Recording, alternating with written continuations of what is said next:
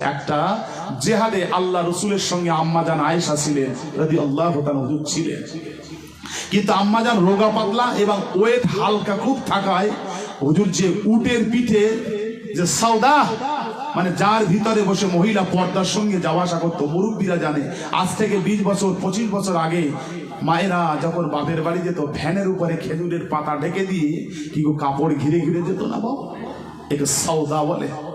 আম্মাজান ওর ভিতরে উঠেছিলেন, কিন্তু আল্লাহ রসুলের সাহাবীরা সবাই চলে এলেন।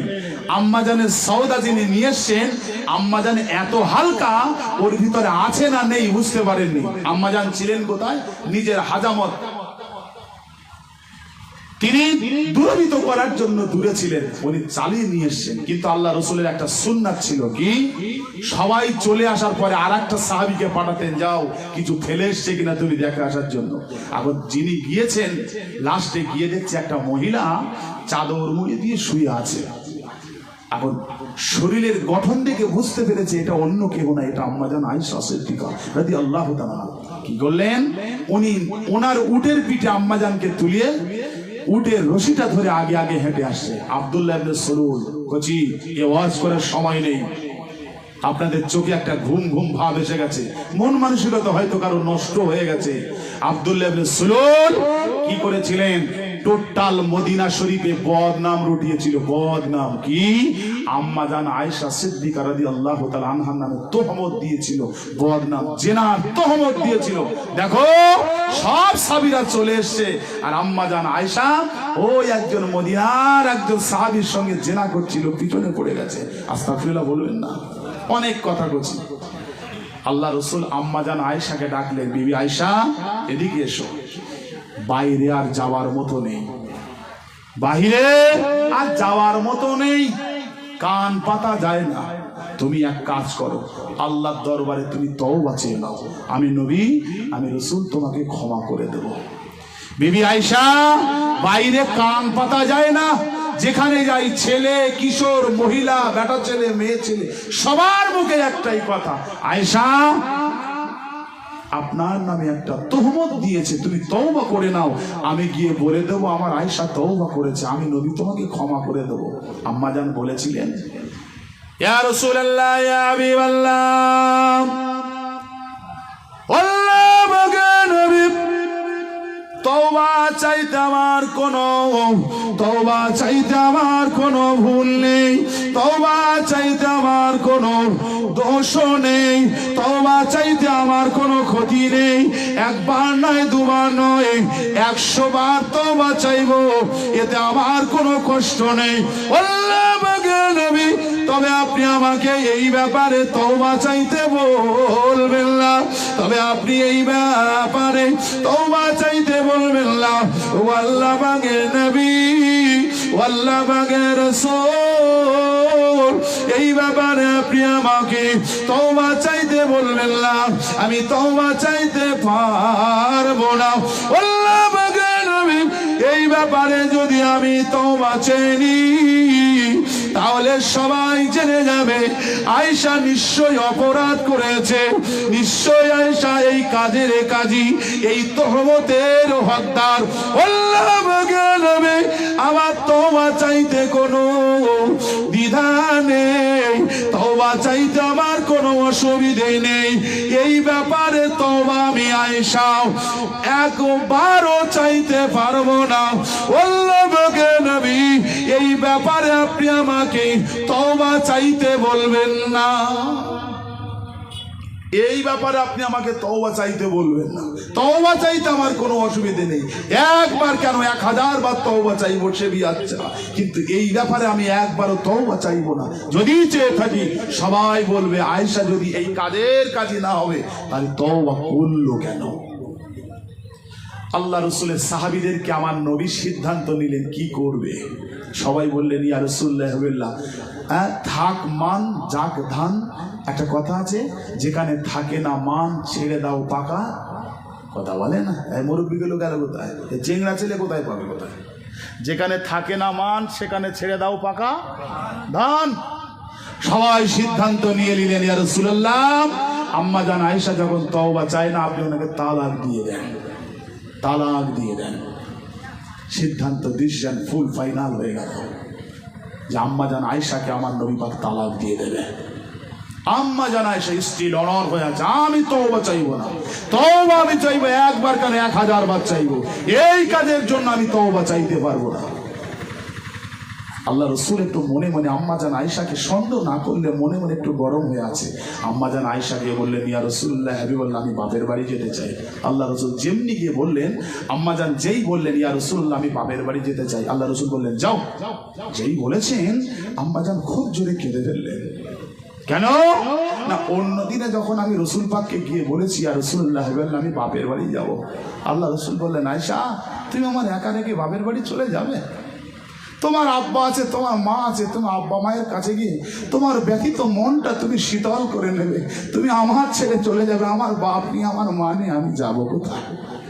আম্মাজান আয়েশা বলছেন আমি রসুল পাককে যখন বলতাম ইয়া রাসূলুল্লাহ হাবিবাল্লাহ আমি বাপের বাড়ি যাব, অনুমতি দেন, আমার নবী পাক বলতেন আয়েশা তোমার মনে হয়তো কষ্ট হয়েছে, মনে হয়তো ব্যথা হয়েছে, মনে হয়তো দুঃখ পেয়েছো, তোমার আব্বা আছে, তোমার মা আছে, আব্বা মায়ের কাছে গিয়ে তোমার মনের কষ্টটা তুমি দূরীভূত করে নেবে।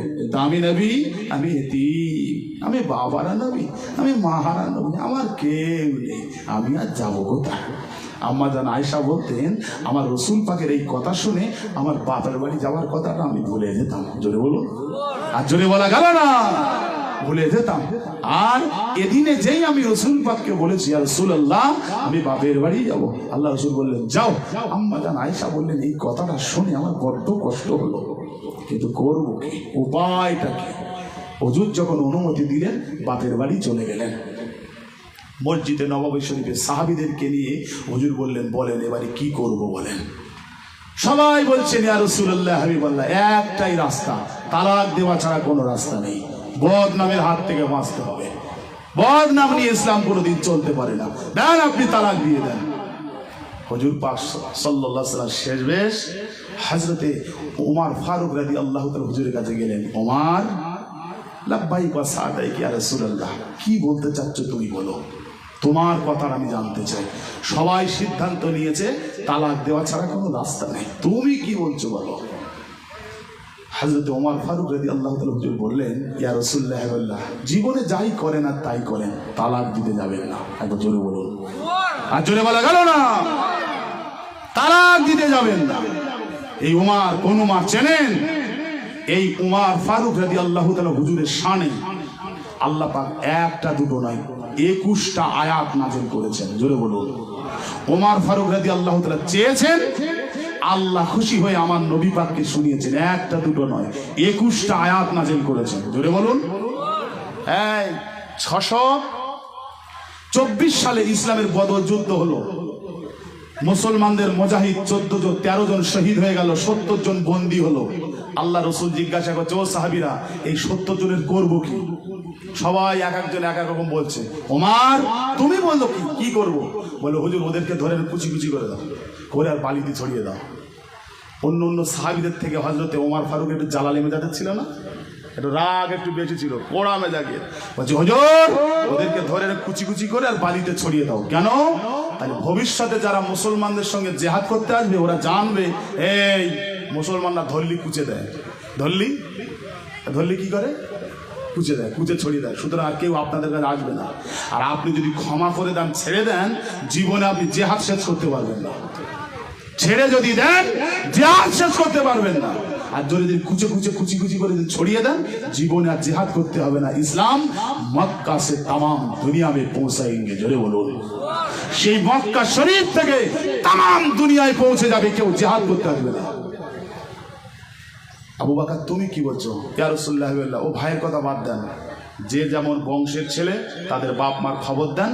ইসলাম শুধু এমনি চলে না, টাকারও প্রয়োজন আছে। যে যেমন বংশের ছেলে তাদের কাছে মুক্তি পৌঁছান, টাকা নেন, টাকা নিয়ে এক জায়গা করেন। ইসলাম জিন্দা করতে গেলে একটু টাকারও দরকার আছে। শুধু বললে হবে না ইসলাম ভালোবাসি, শুধু বললে হবে না ইসলাম জিন্দাবাদ, বললে হবে না আমি মুসলমান জিন্দাবাদ। মুসলমান জিন্দাবাদ করতে গেলে টাকার দরকার আছে। হুজুর যে যেমন বংশের ছেলে তাকে মুক্তি পৌঁছান আপনি। হুজুর বললেন এই আবু বকর সিদ্ধান্তটা ঠিক আছে, একবার জোরে বলুন। হুজুর ওটা করেছিলেন, কিন্তু আল্লাহ পাক ওহী নাজিল করে আমার নবীকে শুনিয়েছিলেন, হাবিব তুমি উমারেরটা করেছো, আবু বকরেরটা মেনেছো, ওটাই করেছো, ঠিক আছে, তবে উমরেরটা যদি করতে ওটা ভালো হতো। একবার জোরে বলুন। এইরকম 20টা আয়াত নাযিল হয়েছে উমারের সামনে। কচি ও কথা, প্রসঙ্গটা ওটা নয়, যেটা বলার জন্য আমি এসেছি, যেটা বলার জন্য আমি আপনাদের এখানে নিয়ে এসেছি। ওমর ফারুক বললেন, হুজুর যাই করেন করেন, তালাক দিতে যাবেন না। ইয়া রাসূলুল্লাহ, ইয়া হাবিবাল্লাহ, ও যুবকেরা, মুরব্বী জানেরা, মায়েরা, বোনেরা, মহিলারা, আল্লাহ রাসূলের সাহাবা বলতে লাগলেন, আল্লাহ পাকের নবী, আল্লাহ পাকের নবী, ও আল্লাহ পাকের রাসূল, আপনি যদি আম্মা জান আয়েশাকে তালাক দিয়ে দেন, আপনি যদি আম্মা জান আয়েশাকে তালাক দিয়ে দেন, কিয়ামত পর্যন্ত আমার ভাই আবু বকরের বাড়িতে কান্না বন্ধ হবে না। আল্লাহ পাকের নবী, আপনি যদি আম্মা জান আয়েশাকে তালাক দিয়ে দেন, তালাক দিয়ে দেন, কিয়ামত পর্যন্ত আর আবু বকরের বাড়িতে কান্না বন্ধ হবে না। ইয়া রাসূলুল্লাহ, ইয়া হাবিবাল্লাহ, আপনি তালাক দেবেন না। ও যুবকেরা, আম্মা জান বাপের বাড়িতে চলে গেলেন। আল্লাহ রাসূলের সাহাবী আবু বকর সিদ্দিক রাদিয়াল্লাহু তাআলা কথা বলেন না। আল্লাহ রাসূলের সাহাবীর বিবি আম্মা জান আয়েশা সিদ্দিকার মা কথা বলেন না। আম্মা জান আয়েশা সিদ্দিকা রাদিয়াল্লাহু তাআলা নূর বরুন বানার সঙ্গে কথা বলেন না।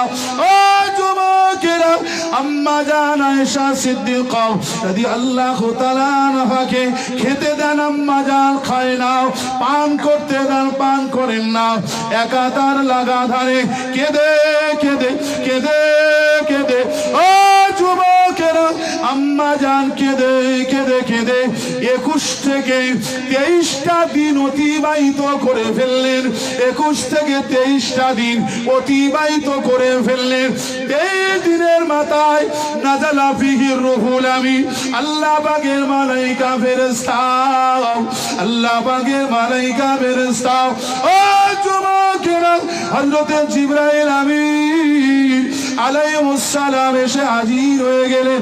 আসসালামু আলাইকা ইয়া রাসূলুল্লাহ, আসসালামু আলাইকা ইয়া হাবিবাল্লাহ। আল্লাহ পাকের নবী, আপনি আম্মা জানের উপরে যে তোহমত এসে গেছে, যে বদনাম এসে গেছে, আল্লাহ পাকের নবী, ওটা আপনি বিশ্বাস করবেন না, ওটা বিশ্বাস করবেন না। ওটা মুনাফিকেরা ইসলামের উপরে বদনাম করার জন্য এটা ষড়যন্ত্র করেছে। আম্মা জান তাহেরা, আম্মা জান হলো পবিত্রা, আম্মা জান হলো নিষ্কলঙ্ক। একবার জোরে জোরে বলুন সুবহানাল্লাহ। ও যুবকেরা, আল্লাহ রাসূলের সাহাবী হযরতে ওমর ফারুক, আল্লাহ রাসূলের সাহাবী হযরতে ওমর ফারুক রাদিয়াল্লাহু তাআলা আনহু ছুটে ছুটে চলে গেলেন। আম্মা জান, আম্মা জান, আম্মা জান, মারহাবা বারাকাতান, আহলান সাহলান, খুশি হয়ে যান আম্মা জান, খুশি হয়ে যান। আল্লাহ পাক আপনার প্রতি ওহী নাযিল করে দিয়েছে। ও আম্মা জান, আপনি চলুন চলুন চলুন চলুন, আপনি আবার রাসূলের বাড়িতে ফিরে চলুন। আল্লাহ রাসূল বাইরে দাঁড়িয়ে আছে, আপনি বাইরে চলুন। আম্মা জান সময় বলেছিলেন, ও বাবা আবু উমর, ও রাসূলের সাহাবা উমর, বাইরে গিয়ে আল্লাহ রাসূলের সঙ্গে দেখা করার আগে 2 রাকাত শুকরানা নামাজ আল্লাহর জন্য আদায় করতে হবে। অনেক কথা বলছি। সেদিন তালাক হয়ে যেত, উমর ফারুক বলেছিল, তাই রাসূল তালাক দেয়নি। আজকে উমারের ছেলে এসছে, আব্বাজান আপনার জায়গাটা পছন্দ করেছে। আম্মাজান বললেন, আব্দুল্লাহ, আমার জীবনে তোমার আব্বার অবদান অস্বীকার করা যাবে না। আমি খুশি হয়ে নিশ্চিন্তে, আমি ভেবেছিলাম আমার স্বামী রাসূল আছে, তার পাশে আবু বকর আমার আব্বা, তার পাশে আমি সব কিয়ামত পর্যন্ত। তখন তোমার আব্বা যখন চেয়েছে, আমার পছন্দের জায়গাটা তোমার আব্বাজানকে দিয়ে দিলাম। জোরে বলুন। আর জোরে বলা যাবে না। বাবা বেঁচে থাকতে থাকতে কোথায় সবে জায়গা ঠিক করে নিও। মুক্তাসার করলাম। আর সামনে এগোবো না। কথা বুঝেছেন? বাপের লাশ নিয়ে কবরস্থ করেছো, মায়ের লাশ নিয়ে কবরস্থ করে এসছো। আজকে মুসলমান সমাজের কবরের যা অবস্থা, আহা, ভেঙে পুকুরে চলে যাচ্ছে। মুরব্বী বলতে হ্যারে করি, তোর বাপ তো পুকুর চলে গেল। বলছে যাচ্ছে যাক না, পুকুর তো বড় হচ্ছে। কি বলে? যাচ্ছে যাক, পুকুর তো বড় হচ্ছে। আহা হা হা, মুসলমান সংযত হয়ে যাও বাবা, দিন থাকতে দিনের নাম না। আর নয় সামনে গেলাম না, বলা বক্তব্য এখানে কি করছি। ছেলেরা, বাবারা, ভাইরা, মায়েরা, বোনেরা, যে যেখানে আছেন, দিন থাকতে থাকতে কবরের কথা চিন্তা করবেন, কাটাবেন কোথায়, আর মৌতের পরে কিয়ামত পর্যন্ত থাকবেন কোথায়, এটা চিন্তা করবেন। আসেন, যে যেখানে আছেন, আল্লাহ পাকের সম্মুখে দাঁড়িয়ে একটা নবী পাকের দরবারে সালাতু সালাম পাঠ করি। ইয়া নবী